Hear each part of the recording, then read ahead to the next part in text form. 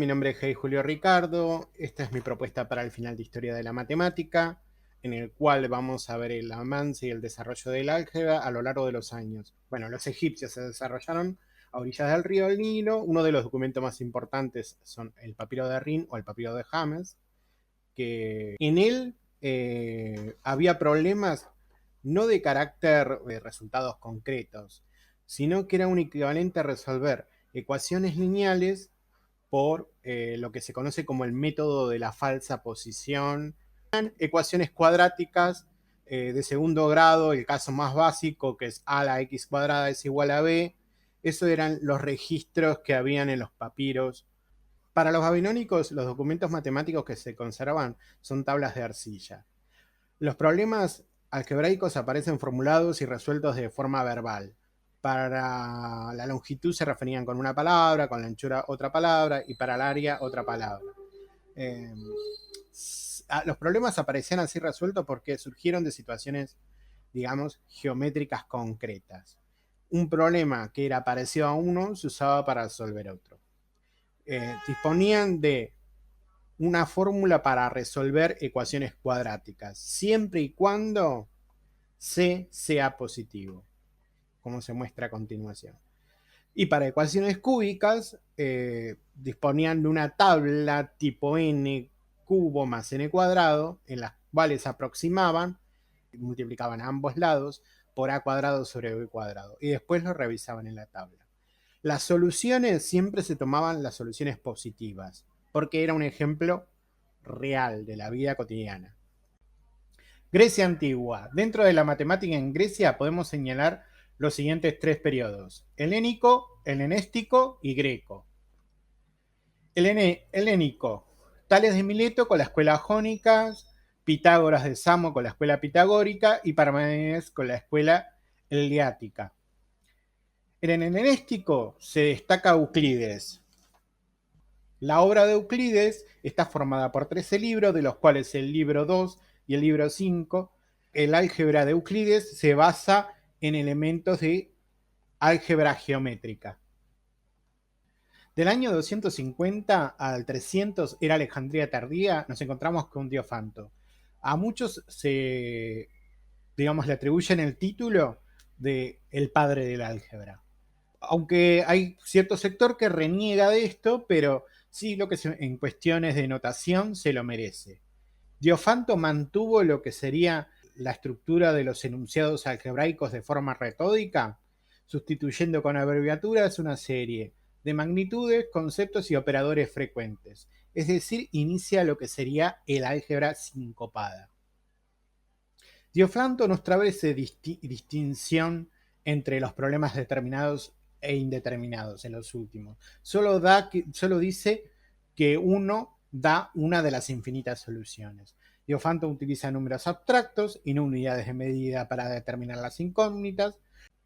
Continuamos con la civilización china. Vamos a retroceder un poco en el tiempo. La civilización china data desde el año 2750 antes de Cristo, aunque muchos historiadores la ubican 1000 años antes de Cristo. El libro que despertó mayor interés histórico sobre el álgebra fue escrito en 1303 de nuestra era, que es El espejo precioso de los cuatro elementos, que fue escrito por Chu Shi Chie. Los cuatro elementos simbolizan una ecuación con cuatro incógnitas. Este libro marca la cota más alta que alcanzó el desarrollo del álgebra chino. Se explica un método de transformación para ecuaciones que se llama Fan-Fa, que en Occidente lo conocemos como método de Horner o regla de Ruffini. La civilización china era bastante cerrada con el tema de que sus documentos o sus investigaciones salieran dentro de lo que es su territorio. La civilización hindú vivió su periodo más importante 200 años antes de Cristo al 1200 después de Cristo, gracias a que en ese transcurso existieron cuatro matemáticos que fueron muy importantes con respecto al avance de la matemática en la India. Aryabhata, Brahmagupta, Mahiva y Bhaskara. Tal como lo utilizó Diofanto. No había ningún símbolo para la adición. Usaban una tilde sobre el sustraendo para indicar la sustracción. Y usaban la palabra K de la palabra Karama para indicar la raíz cuadrada. Se puede clasificar el álgebra hindú como cuasi simbólica. Los indios sabían que las ecuaciones cuadráticas tenían dos raíces e incluso las identificaban o denominaban las negativas y las irracionales. Avanzaron mucho más allá de lo que avanzó Diofanto investigando las ecuaciones indeterminadas. Brahmagupta y Bhaskara consideraban todas las soluciones enteras, mientras que Diofanto tomaba una única solución. Bhaskara fue el último matemático importante de la India. A él se le atribuye lo que conocemos hoy como la fórmula resolvente, y también indicó que, para dar ejemplo, que x al cuadrado igual 9 tiene dos soluciones. También dio una fórmula para resolver estos casos. Bhaskara dio un ejemplo de una resolución de una ecuación cúbica, que es la que observamos a pantalla. Cultura árabe. En el año 830, Al-Khwarizmi escribió el libro Compendio del cálculo por reintegración y comparación, cuyo libro le dio el nombre al álgebra. Muchos llaman a Diofanto el padre del álgebra, pero según muchos, este título se aplica mejor al Al-Khwarizmi. Aunque sea verdad que en al menos dos aspectos la obra de Al-Khwarizmi representa un retroceso respecto a la de Diofanto. El nivel es mucho más elemental y el álgebra de Al-Khwarizmi es completamente retórica. Está más próxima al álgebra elemental moderna que a la obra de Diofanto o de Brahmagupta, ya que el libro no trata de difíciles problemas de análisis indeterminados, sino que expone directamente y elementalmente resoluciones de ecuaciones, en especial las de segundo grado. Las demostraciones son de carácter geométrico. Como pueden ver a continuación, hay varias recetas de cómo completar cuadrados con ejemplos concretos. Este es uno de los ejemplos que está plasmado en el libro de Al-Khwarizmi. La Europa medieval, tras la caída del Imperio Romano en el año 470, Europa comienza una nueva etapa, conocida como la Edad Media, que finaliza a principios del siglo XIV. El punto de arranque en la matemática en Europa fue la creación de los centros de enseñanza. Sin embargo, hubo que esperar a que los musulmanes rompieran la barrera lingüística hacia el siglo XII para que surgiera una oleada de traducciones que pudieran poner en marcha la maquinaria de la matemática. Fue Leonardo de Pisa, más conocido como Fibonacci, fue educado en África y viajó extensamente por Europa y Asia Menor. Gracias a lo que pudo aprender el sistema de numeración indoarábico, en 1202 Fibonacci escribe su Liber Abaci, el libro del Ábaco, un tratado de compendio sobre métodos de problemas algebraicos. Tanto en el Liber Abaci como en su trabajo posterior, Leonardo se ocupa del álgebra siguiendo a los árabes en usar palabras en lugar de símbolos y basar el álgebra en métodos aritméticos. Expuso la solución de ecuaciones determinadas e indeterminadas de primero y segundo grado, así como algunas ecuaciones cúbicas, al igual que Kasham, matemático árabe, creía que las ecuaciones cúbicas no podían ser resueltas algebraicamente. Durante los siglos XV y XVI, el Renacimiento, Regiomontano fue un matemático que más enriqueció al álgebra, su rama favorita de la matemática, aunque su adhesión a la forma de expresión retórica y por su temprana muerte, su influencia se vio limitada. Después de su fallecimiento, sus manuscritos fueron a parar a manos de otro matemático, Nuremberg. Bueno, continuamos con el trabajo de un fraile italiano llamado Lucas Pacioli. Su principal publicación es la Summa, una recompilación de materiales de 4 campos distintos: la aritmética, el álgebra, la geometría euclidiana y la contabilidad de doble entrada. Su álgebra también es retórica, sigue la idea de Leonardo Fibonacci y los árabes al llamarla incógnita la cosa y al cuadrado de la incógnita census. Continuamos con Adam Riese, un alemán que en su obra Die Cross cita al álgebra de Al-Khwarizmi, así como ciertos número de predecesores alemanes en este campo. Su Die Cross fue escrita en 1524. Bueno, algunos de los predecesores que cita son Christopher Rudolph, Peter Appian y Michael Stiefel. La primera obra es importante por ser uno de los primeros libros impresos que hace referencia a decimales, así como el símbolo moderno para las raíces. La segunda aparece impreso en la portada el llamado triángulo de Pascal, casi un siglo antes del nacimiento de Pascal. En la tercera, aritmética integrada, fue la más importante de las tres. Trata sobre números negativos, raíces y las potencias. Mediante el uso de coeficientes negativos en las ecuaciones, Stiefel pudo reducir la multiplicidad de casos de ecuaciones cuadráticas a una forma única. También propuso utilizar una letra única para representar la incógnita y repetir dicha letra para las potencias más elevadas de la incógnita tantas veces como indique la potencia en cuestión. Sin embargo, en el año 1545 se divulgó no solo la solución de las ecuaciones cúbicas, sino una forma para resolver ecuaciones cuárticas. Gracias a la publicación del Ars Magna de Jerónimo Cardano. Fue un avance tan sorprendente que muchos consideran que marca el inicio de la matemática moderna. Pero Cardano afirma en su libro que no fue el descubridor original de dicha solución, sino que la obtuvo de Niccolò Tartaglia, que a su vez obtuvo la idea de Scipione del Ferro, un profesor de matemáticas que nunca llegó a publicarla, la solución, sino que se la reveló antes de su muerte a uno de sus alumnos, Antonio María de Fior. Mientras que la solución cuártica fue descubierta por primera vez por un antiguo secretario de Cardano, el Ludovico Ferrari.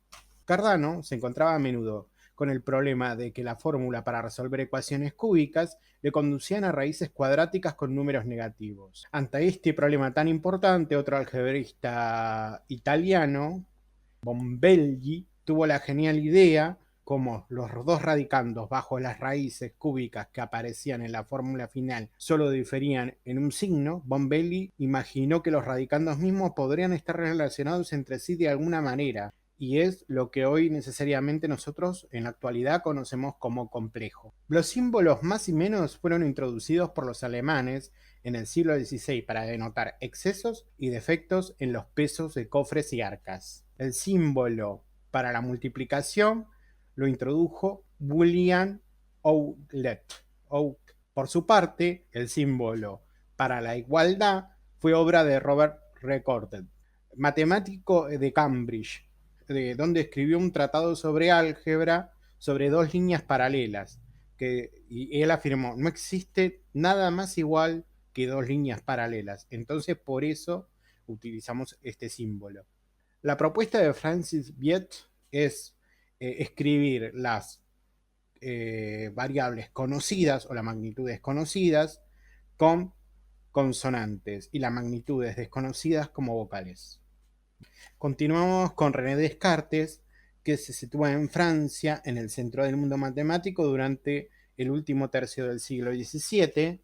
Descartes comienza con la geometría, con la resolución de problemas geométricos mediante el álgebra. En el tercer libro de la geometría, Descartes afirma que una ecuación puede tener tantas raíces como el número de dimensiones, o sea, el grado de la incógnita, usando la expresión puede tener porque consideraba las raíces negativas como falsas. Más tarde, al incluir las raíces imaginarias y las raíces negativas a efectos de contar las raíces, incluyó que hay tantas raíces como indique el grado. Descartes, en esta obra, anunció sin demostración la regla de los signos conocidos como la regla de Descartes, donde f de x igual 0, f es un polinomio, es el número de variables del signo del coeficiente. Descartes usó la mejor notación posible en el libro, pero no es fácil de leer. Bueno, en el siglo XIX tenemos al matemático Gauss, quien publica una tesis en su universidad que lleva el nombre como título Nueva demostración del teorema que toda función algebraica racional y entera de una variable puede resolverse en factores reales de primer o de segundo grado. Este teorema, al que más tarde se refería Gauss como el teorema fundamental del álgebra, era conocido en su tiempo con el teorema de D'Alembert. La tesis doctoral de Gauss demuestra que toda ecuación polinómica f de x igual a 0 tiene al menos una raíz, ya sea de coeficientes reales o complejos. Esta primera demostración se basa mayormente en consideraciones geométricas. Gauss da una representación gráfica de los números complejos, considera la parte real e imaginaria pura de un número complejo como a más bi, las dos coordenadas rectangulares de un punto en el plano. En su obra, Abel llega a la conclusión de la insolubilidad de la quíntica, es decir, demuestra que no puede existir ninguna fórmula general expresada en términos de operaciones algebraicas explícitas que nos den las raíces de una ecuación si el grado de un polinomio es mayor a 4. La idea central de la teoría de las ecuaciones algebraicas de Galois era la creación del concepto abstracto de grupo. Esta idea del estudio de las estructuras de los campos algebraicos y la comprensión con aquellos de las estructuras de los grupos de un número finito de sustituciones fue la base de la que denominamos álgebra moderna. El trabajo de Galois sobre la solubilidad de ecuaciones mediante procesos algebraicos cerró un capítulo de la álgebra, y a pesar de que presentó ideas tales como las de grupo y dominio racional, cuerpo, que rindió fruto más tarde, la completa exposición de estas ideas tuvo que esperar otros desarrollos. William Hamilton introdujo el concepto de los cuaterniones, como serían las reglas de la multiplicación entre cuaterniones. Cayley fue uno de los primeros matemáticos en estudiar las matrices como forma peculiar y estructura algebraica. Definió la suma y la multiplicación de matrices y así como también su identidad. Por su parte, Silverstein consiguió eliminar una incógnita entre dos ecuaciones polinómicas. Esto es conocido en la actualidad como el método dialítico Silverstein. Este método es muy sencillo y consiste en multiplicar una o las dos ecuaciones por una incógnita que se quiere eliminar. Construye tanto la lógica formal como un nuevo tipo de álgebra que se conoce en la actualidad como álgebra de Boole, que es a la vez el álgebra de los conjuntos y el álgebra de la lógica. Se usa actualmente en lo que serían técnicas digitales, las compuertas AND, OR y en programación. Cantor demostró que el conjunto de los números reales tiene una potencia mayor que el conjunto de los números racionales. Cantor le llevó a desarrollar la teoría de los conjuntos como una rama autónoma de la matemática, a la que dio el nombre de teoría de conjuntos. Henri Poincaré no se detuvo en ningún campo específico suficiente tiempo en la matemática para completar su obra, pero hubo antes y después de la publicación de su análisis situ.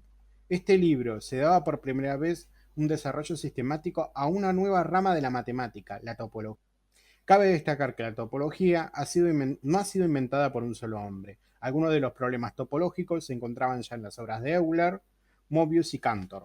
El alto nivel de abstracción formal que se produjo tanto en el análisis como en la geometría y en la topología en comienzos del siglo XX no podía por menos que invadir al álgebra, resultando un nuevo tipo de álgebra, el que se denominó el álgebra moderna y se desarrolló a lo largo de la segunda mitad del siglo. La transición del álgebra clásica a la álgebra abstracta durante el intervalo de la Primera y Segunda Guerra Mundial fue casi completa y los artículos publicados tras estos 30 años dan como vencedora a la álgebra abstracta.